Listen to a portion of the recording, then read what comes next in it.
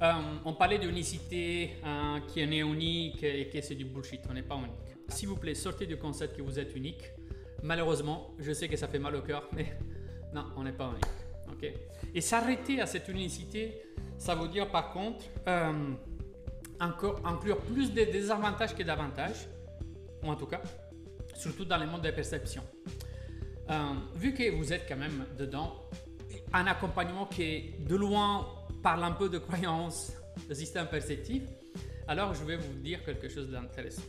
Mais est-ce que vous savez une des caractéristiques principales de pourquoi on s'enferme derrière une croyance?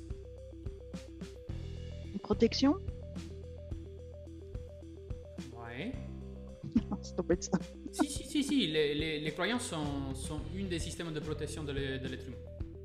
T'as pas dit quelque chose de faux. Une caractéristique. Ouais, une caractéristique. En relation du avec le système monde, de croyance. C'est relatif ou subjectif. C'est faux, quoi. Alors ça, c'est objectif. C'est-à-dire, c'est commun à tout le monde. Mais quand D'accord. je dis tout le monde, c'est une généralisation voulue. Ok. est limité à nos connaissances, à notre vécu. Vous dites toutes des choses qui sont correctes. Hein, mais la caractéristique principale qui tient debout un système de perception, c'est l'association de vérité absolue figée dans les temps. Ah ouais, mais on n'aurait pas dit ça comme ça. Non. L'association de vérité, donc d'information, hébergée en soi comme vérité absolue et figée dans les temps, c'est-à-dire immuable. Ne peut pas changer, c'est comme ça. Eh bien, vous savez, en fait, une des principales activateurs, c'est de penser d'être unique. Quand on est unique, on pense que notre problème est unique. Et donc, je suis le seul au monde à l'avoir, c'est déjà ce type de problème-là. Ça va être hyper complexe, tu vois. Je vais être... tu vois, il n'y a pas d'autres personnes qui ont le même problème que moi, donc je suis unique. Donc mon problème est unique. Non, en fait. D'où, en fait, la beauté de commencer à penser et que c'est beaucoup plus écologique que vous pensez que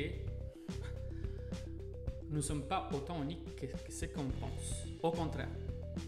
Si on lève les petits mots, bonsoir Shena, si on enlève les petits mots de unicité biologique, qui est effectivement pour créer la suite de tout cette blabla marketing qu'on a créé derrière, ça oui. Mais c'est réductif penser, c'est-à-dire nous sommes beaucoup plus similaires qu'uniques. Voilà, si on veut le vendre comme ça. On est beaucoup plus similaires qu'uniques. Ok?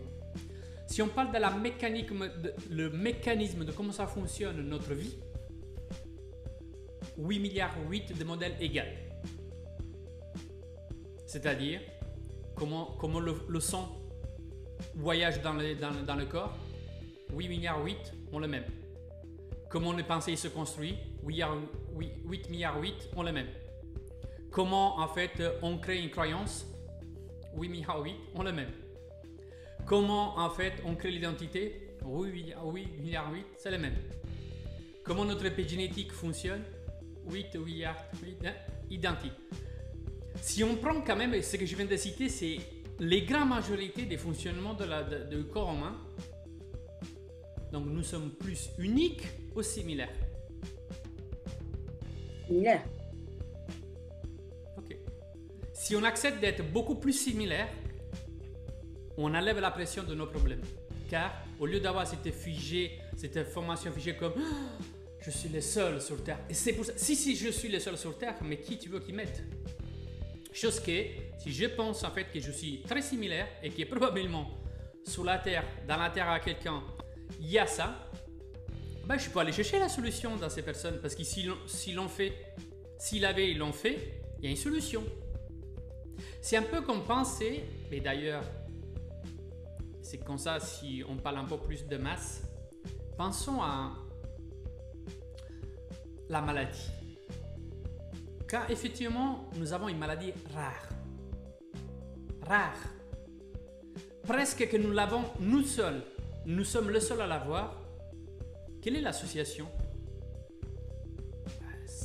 C'est angoissant parce qu'il n'y a pas trop de solutions, il n'y a pas d'écart, ou pas beaucoup d'écart. Et donc, qu'est-ce qu'on fait? Ben, on se condamne un peu à ça. C'est-à-dire que... Voilà, on ne sait pas. Donc, l'unicité, c'est cette rareté, comme dans la médecine. Et s'associer à ça, ça veut dire limiter et donc avoir beaucoup plus de pression sur ses propres problèmes. Chose que, si je sais que je suis un modèle et qu'il y a beaucoup plus de similarité qu'unicité, mais déjà la probabilité mathématique sur 8 milliards de personnes me fait aller à chercher une solution. D'ailleurs, en fait, je vous partage mon vécu personnel là-dessus. Quand, il y a longtemps, en 2011, ils m'ont diagnostiqué, on peut dire, la fin, en quelque sorte, en fait, un peu de ma vie, hein, parce que le bulletin médical, c'était, vous avez 90% de votre côlon infecté par cette maladie, qu'aujourd'hui, on ne peut pas soigner, portera un cancer, et en plus, vous êtes condamné en termes alimentaires à vivre en fait toute une vie, à immunosuppresseurs, cortisone et compagnie. Si j'aurais pas eu déjà à l'époque cette mentalité. Bonsoir Olivier. Bonsoir Jennifer, bonsoir tout le monde. Pardon Bonsoir. De rien. Bonsoir à toi Olivier. Si j'aurais pas eu à l'époque déjà cette mentalité de similarité, j'aurais fait quoi? J'aurais dit, ok. Je suis dans cette petite panier de rareté, tu vois. Et l'idée, en fait, d'être associé à la similarité, car nous sommes beaucoup plus similaires qu'uniques, il m'a fait commencer à chercher, parce que j'ai dit, ça doit exister, en fait. On est tellement similaires, on doit exister un problème. Que quelqu'un a eu un côlon infecté avec ça, mais est-il petit? Est-ce qu'il y a d'autres solutions? Et c'est de là, en fait, que je me suis soigné sans la médecine, avec les recherches et avec bien sûr les tests après et toutes les choses qui va dans l'hygiène de vie totale. Mais et donc le mindset de croire en fait qu'ils sont beaucoup plus similaires qu'uniques, ça nous fait avoir un avantage sur plein de choses dans notre vie. Et en termes d'axe d'amélioration et en termes de légèreté quand nous sommes confrontés à des situations bloquantes. Parce que nous avons toujours là le motif d'agir, d'aller chercher qui d'autre comme moi, il était bloqué là, il a trouvé la solution. Est-ce que ça vous parle tout ça? Est-ce que ça fait plus de sens que l'unicité, que l'être rare ou le concept d'unicité? Pour moi, le concept d'unicité, il est sous un état beaucoup plus grand. L'unicité, vu comme nous sommes un seul être sur Terre. Mais si nous sommes un seul être sur Terre, ça veut dire qu'on est beaucoup similaires. Pour être en tout temps, c'est qu'on est tellement en fait similaires qu'on crée cette union. Donc l'unicité, c'est être unique comme espèce, comme être. Mais dans l'unicité, nous avons beaucoup de similarités. Et au contraire, si on va mettre en fait vraiment sur la balance les choses uniques et les choses en fait similaires, la balance en fait, il va se pencher comme ça, d'un seul coup net. Parce que si on va voir dans tous les aspects, dans tous les segments, dans toutes les particules de nous, à l'extérieur de la partie biologique, de notre ADN, nous avons énormément de similitudes. Donc, aussi en termes de perspective, déjà accepter que nous sommes beaucoup plus similaires que d'autres, c'est beaucoup plus avantageux, même si par contre, attention, ça peut être un piège. Parce que accepter ça, ça veut dire aussi parfois tomber dans le mode de victimisation, à dire tu vois, si j'arrive pas, il y en a plein d'autres qui arrivent pas. Ok, mais c'est pas le bon modèle à prendre, ok, là-dessus. Ok, donc il faut faire attention aussi à accepter que nous sommes similaires. Donc c'est toujours bien de se positionner, Mais est-il fonctionnel pour moi me dire que, est-ce que pour mon objectif, ou pour mon projet, ou pour ma vie, oh, il y en a plein qui n'ont pas réussi. Alors, de l'autre côté, je peux dire, ben, il y en a plein qui ont réussi. Tu veux faire quoi alors? Tu te positionnes où? Donc, c'est toujours intéressant d'avoir toujours les deux regards. Ok? Mais comme on a l'unicité, on a la similarité. Et nous avons plus de similarité que d'unicité. S'il vous plaît, sortez du concept que vous êtes unique. Malheureusement, je sais que ça fait mal au cœur, mais non, on n'est pas unique. Ok? Déjà, est-ce qu'il y a quelqu'un qui a envie de faire un retour par rapport à ça déjà? Est-ce que c'est intéressant ou même dites l'élément de contraste, ça va très bien. Hein? Oui, Bouchra.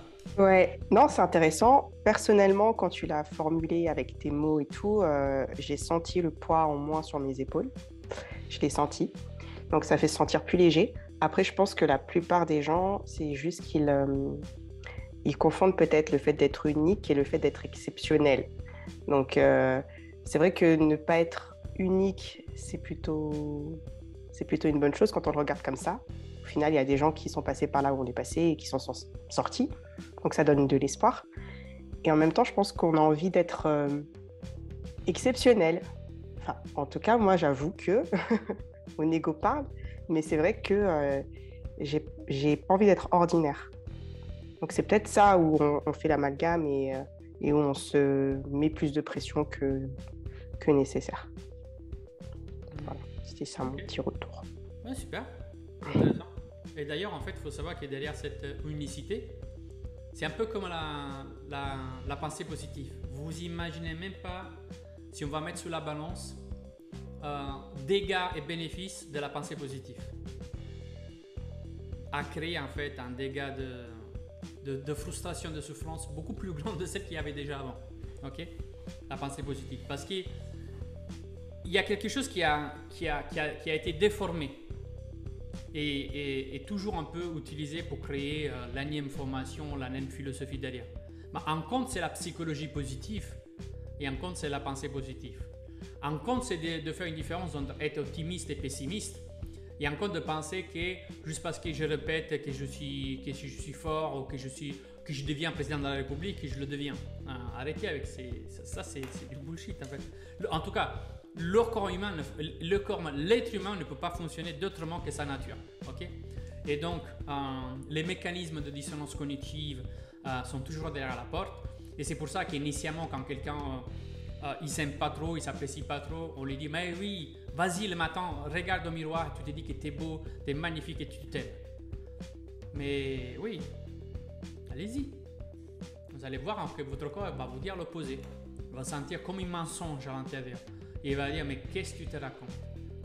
Tu te sens t'es ridicule en fait. Au moins accepte-toi la vérité, tu vois. Et ton corps il te dit ça, au moins accepte, tu vois. D'abord tu acceptes et après tu avances. Mais arrête de te la raconter, arrête de te mentir. Tu me dis quoi ce matin? Ton corps, c'est ça qu'il te dit. Et toi, tu te dis non, mais il faut que je le répète. Tout simplement parce qu'il y a un autre détournement du fonctionnement de l'être humain, c'est que par la répétition, on ancre une information. Oui, mais attention. D'abord, cette information, la répétition, il va falloir l'intégrer, l'accepter, l'avoir réévalué. Et là, je vais l'ancrer comme avoir accepté ça. Et pour l'ancrer, je le répète. Mais ça a été déformé encore une fois. Bon, bref, sinon on va ouvrir plein de loupes avec JJ et que je vais passer en fait dans tous les points de la Terre. Donc, ok, cool. Ben, en tout cas, bienvenue dans notre similarité. Ça y est, je vais créer un autre prix Nobel. On a découvert que l'homme n'est pas unique.